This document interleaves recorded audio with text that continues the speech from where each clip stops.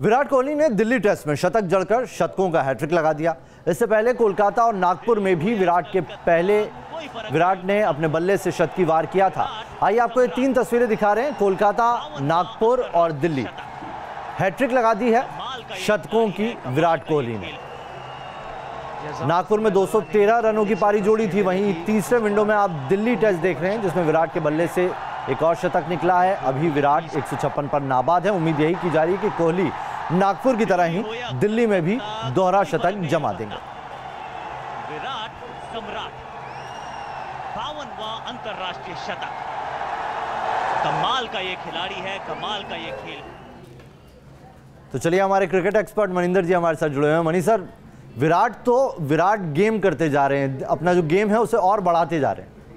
बिल्कुल, देखिए जितनी तेज़ी से उन्होंने रन्स बनाए, अगर कल भी टी तक अगर उन्होंने कहीं बैटिंग कर गए तो 13 शतक भी लगा सकते हैं। सो जो उनके इरादे हैं वो बड़े नेक लग रहे हैं और उससे उनके एटीट्यूड से पता चल रहा है कि वो एक लंबी इनिंग्स की सोच रहे हैं, क्योंकि इसके बाद उनको रेस्ट ही करना है। ना वनडे खेलेंगे, प्रॉब्ली T20 भी नहीं खेलेंगे और ऐसा भी हो सकता है कि साउथ अफ्रीका जाके पहले तैयारी करें वहाँ पर उछाल भरी पिचेस के ऊपर, ताकि जो प्रदर्शन वो श्रीलंका के अगेंस्ट कर रहे हैं उसी को कंटिन्यू कर सके साउथ अफ्रीका में, क्योंकि अच्छी तरह जानते हैं कि यहाँ तो रन्स बना रहे हैं, उतना क्रेडिट नहीं मिल रहा। लेकिन अगर यही फॉर्म जारी रखी साउथ अफ्रीका में, एक तो टीम अच्छा करेगी, दूसरा उनकी क्रेडिबिलिटी और बढ़ेगी। मनीष सर, क्या विराट भूल गए टेस्ट मैच है? क्योंकि आज का जो उनका गेम है वो देखकर बिल्कुल नहीं लगा कि टेस्ट मैच खेल रहे हैं। देखिए, विराट कोहली जब बैटिंग करते हैं तो सामने वाले बॉलर्स के वैसे ही हौसले पस्त हो जाते हैं, वो वैसे ही बैकफुट पर चले जाते हैं जिस तरह के अटैकिंग मोड में वो बैटिंग करने आते हैं। मुझे याद है सचिन तेंदुलकर जब इस तरह की बैटिंग किया करते थे, बड़े बड़े बॉलर्स बैकफुट पर रहते थे। क्यों? क्योंकि इन बैट्समैन, ये ऐसे बैट्समैन हैं, इनमें क्षमता है कि अच्छी बॉल को भी बाउंड्री बॉल में कन्वर्ट कर लेते हैं।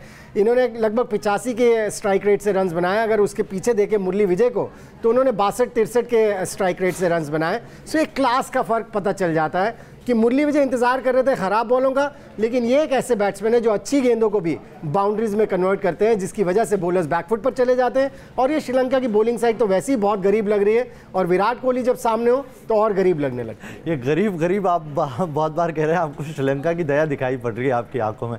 ये बताइए, पिच को लेकर क्या कहेंगे आप? पिच से बहुत उम्मीद थी, ये सोच रहे थे अफ्रीका से पहले आखिरी टेस्ट है तो अब बहुत कुछ करेंगे, लेकिन उस जगह तक पहुंच नहीं पाए हम। देखिए, पिच को आप एकदम से बदल नहीं सकते, जो उसका बेसिक स्वभाव है उसको बदला नहीं जा सकता। ये बेसिक नेचर है दिल्ली की पिच की, लो रहती है, स्लो रहती है, और एग्जैक्टली वही पिच थी। आप जितनी मर्जी घास मांग लीजिए या जितनी मर्जी टर्निंग ट्रैक मांग लीजिए, उसके बावजूद आपको स्लो और लो ही मिलेगा। सो ये टिपिकल दिल्ली पिच है जिसका कि पूरा फ़ायदा उठाया विराट कोहली ने। जो बैट्समैन आउट होके गए हैं पवेलियन, जिन्होंने रन्स नहीं बनाए, वो कोस रहे होंगे खुद को भी और अपनी किस्मत को भी कि इस तरह की पिच के ऊपर रन्स नहीं बना पाए।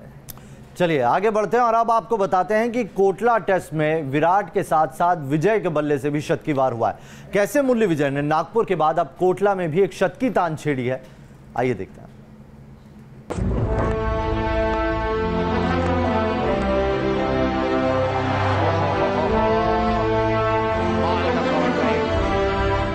लंका पर फिर पड़ी मुरली की मार। विजय ने किया लंका को बेहाल।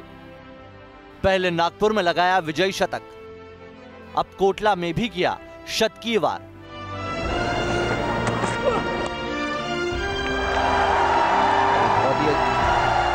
कोटला टेस्ट के पहले ही दिन टीम इंडिया विजय पथ पर चलने लगी है, और यह हुआ है ओपनर मुरली विजय की वजह से, जिन्होंने नागपुर के बाद कोटला में भी अपने बल्ले से ऐसी तान बिखेरी कि लंकाई गेंदबाजों के सुर और ताल दोनों खराब हो गए।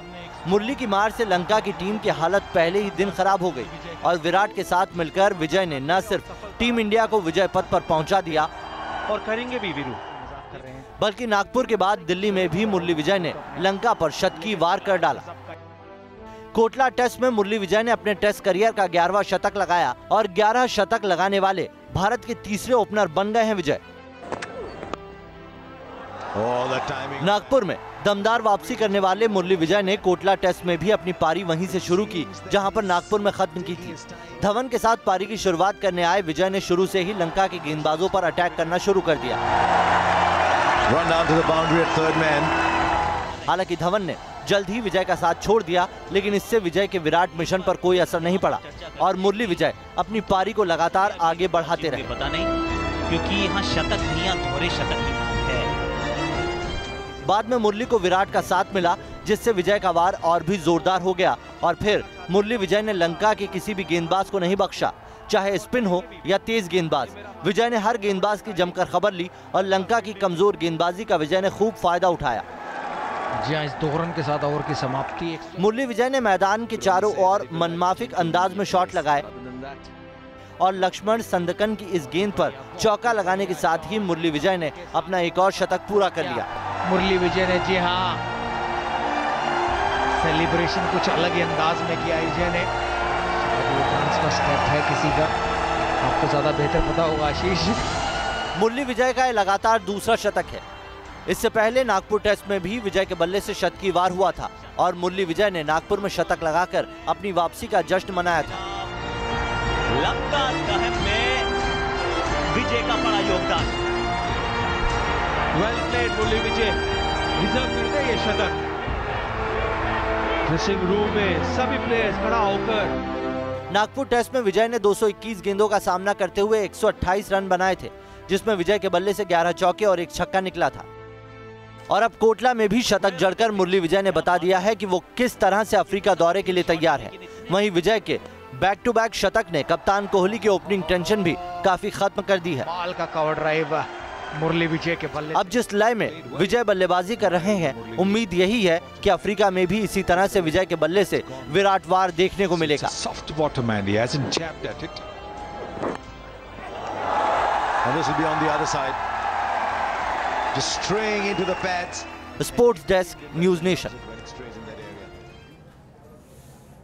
तो मनिंदर सर, ये बताइए कि जो मुरली विजय की ये विजय पथ है, ये कोटला से कैपटाउन तक जाता दिखाई दे रहा है आपको, कि फॉर्म है और लगातार उस कंसिस्टेंसी को बनाए हुए हैं। टेक्निकली साउंडर लगते हैं मुझे। केएल राहुल भी बहुत पसंद है, लेकिन थोड़े से फ्लैशी है, जिसकी वजह से उनकी अगर पिछली 11 इनिंग्स निकाल के देख लीजिए, उन्होंने 9 बार अर्धशतक लगाया है। सो शायद इसीलिए कप्तान ने पहला टेस्ट मैच उनको खिलाया था, जबकि मुझे लग रहा था कि मुरली विजय, अगर आप साउथ अफ्रीका का सोच रहे हैं, टेक्निकली साउंडर है, बेहतर उनका टेम्परामेंट है, जिसकी वजह से मुझे लग रहा था कि उनको शुरू से ही खिलाया जाना चाहिए था। लेकिन कभी कभी इस तरह से छिड़ जाए कोई खिलाड़ी तो कैरेक्टर बड़ा पसंद आता है मुझे। जिस तरह से पहले टेस्ट मैच में उनको नहीं खिलाया, रणजी ट्रॉफी में सेंचुरी लगा के आए थे, उनको भी लग रहा होगा कि उनको खिलाएंगे, लेकिन केएल राहुल को खिलाया। लेकिन वो जो छिड़े हैं वो दिख रहा है मैदान के ऊपर, एंड आई होप कि इसको कंटिन्यू करे साउथ। आज जो विराट के साथ उन्होंने पारी खेली है, विराट भी बहुत कुछ माइंड मेकअप कर चुके होंगे कि उनकी जो ओपनिंग जोड़ी होगी वो क्या होने वाली है। देखिए, विराट कोहली की एक खासियत मैं आपको बताऊं, ये जो बड़े प्लेयर होते हैं, जो खूब रन्स बनाते हैं, जो ग्रेट प्लेयर्स होते हैं, इनकी खासियत क्या होती है कि अपने सामने वाले से भी रन्स बनवा सकते हैं। उनका टेम्परामेंट तो अच्छा है ही मुरली विजय का, लेकिन उसको और बेहतर कर सकते हैं। क्यों? क्योंकि विराट कोहली के पास जो एक्सपीरियंस हो गया, इतने सारे रन्स बना के वो अपने खिलाड़ियों के साथ बांट सकते हैं, जो कि उन्होंने किया। मुरली विजय, हमने देखा है बीच बीच में उनका कॉन्सेंट्रेशन जाता है, लेकिन जब कप्तान सामने खड़े हों तो फिर वो उसको पकड़ के रख सकते हैं। कॉन्फिडेंस मांगते हैं मुरली विजय, अगर आप उनमें कॉन्फिडेंस जताओ तो वो परफॉर्म करेंगे। किसी भी खिलाड़ी के साथ ये बात है। आप महेंद्र सिंह धोनी ने इतने रिजल्ट्स क्यों पॉजिटिव लिए? क्योंकि उन्होंने इतने बड़े बड़े खिलाड़ी नहीं पिक किए थे, लेकिन कॉन्फिडेंस देते थे, कंफर्ट जोन में ले जाते थे अपनी टीम को, और खुद बहुत मेहनत करते थे, और खुद स्कोर करके या विकेट कीपिंग बढ़िया करके एक उदाहरण सेट करते थे, जो कि उनकी टीम फिर करना शुरू कर देती थी। सो एक लीडर का काम ही यही है कि आपको अपने खिलाड़ियों को कॉन्फिडेंस देना है। कोई भी खिलाड़ी हो, हमें लगता है कि मुरली, जैसे मैं कह रहा हूं कि मुझे लग रहा था पहले टेस्ट मैच में मुरली विजय को खिलाना चाहिए, लेकिन केएल राहुल को खिलाया। क्यों? क्योंकि उसके ऊपर ज़्यादा भरोसा था। लेकिन जब आप खिला रहे हैं, फिर उसे मोटिवेट भी करें, उसे कॉन्फिडेंस भी दें, और फिर उससे क्या उम्मीद करते हैं आप उसको वो भी बताएं। दक्षिण अफ्रीका दौरे को देखते हुए मुरली विजय आपको कहाँ सूट बैठते दिखते हैं? क्या क्या पॉजिटिविटी है आपको जो दिखती है? देखिए, टेम्परामेंटली अच्छे लग रहे हैं, और जैसे जैसे उनकी उम्र बढ़ती चली जा रही है, जैसे जैसे एक्सपीरियंस होता चला जा रहा है, वो और बेहतर लगने लगे हैं। और उनको भी पता है कि रणजी ट्रॉफी खेलने में वो ग्लैमर नहीं है, वो मज़ा नहीं है जो इंटरनेशनल क्रिकेट खेलने में है, जिसकी वजह से लग रहा है कि उन्होंने मेहनत किया। हालांकि थोड़ा सा जल्दी होगा ये कहना, क्योंकि जिस तरह की पिचेस के ऊपर रन्स बनाए हैं, इससे बिल्कुल विपरीत पिचेस मिलने वाली है साउथ अफ्रीका में। सो वहाँ जाके रन्स बनाएंगे तो हमारा कॉन्फिडेंस थोड़ा सा और बढ़ेगा। तो तैयारी हो रही है वनडे सीरीज से पहले धोनी की, और ऐसी तैयारी कौन सा खिलाड़ी करता है? देखिए, लुत्फ उठाने का टाइम है उनका इस ज़िंदगी में, क्योंकि इतना टाइम प्रेशर में बिता दिया इंडिया में। इंडियन टीम से क्रिकेट खेलना कितना ज़्यादा प्रेशर है, और फिर ऊपर से कप्तानी करना, और वो भी इतने कम वक्त में कप्तानी आना, उसका प्रेशर लेना। बिल्कुल बिल्कुल। सो अब बहुत प्रेशर सा है, और मुझे लगता है कि अब टाइम आ गया थोड़ा सा लाइफ को एंजॉय भी करें, क्योंकि कब तक प्रेशर में जीते रहेंगे। सो प्रॉब्ली अब वो फ़ायदा उठा रहे हैं, जो टाइम उनको मिल रहा है उस पर पूरा लुत्फ। लेकिन धोनी, आप जब मैदान पे देखेंगे धोनी को, तो उनका टेम्परामेंट बिल्कुल अलग होता है, एक शांत सा सौम्य सा आदमी होता है। लेकिन उनके शौक देखिए आप, बड़ी क्रूजर गाड़ियां वो चलाते हैं, बड़ी बड़ी गाड़ियां रखने का शौक है, स्पीड के शौकीन है, और स्काई डाइविंग भी 25-30 मोटरसाइकिल भी है उनके पास जी, और स्काई डाइविंग कर रहे हैं। हाँ, लेकिन इनका सबसे बड़ा एसेट है इनकी कामनेस।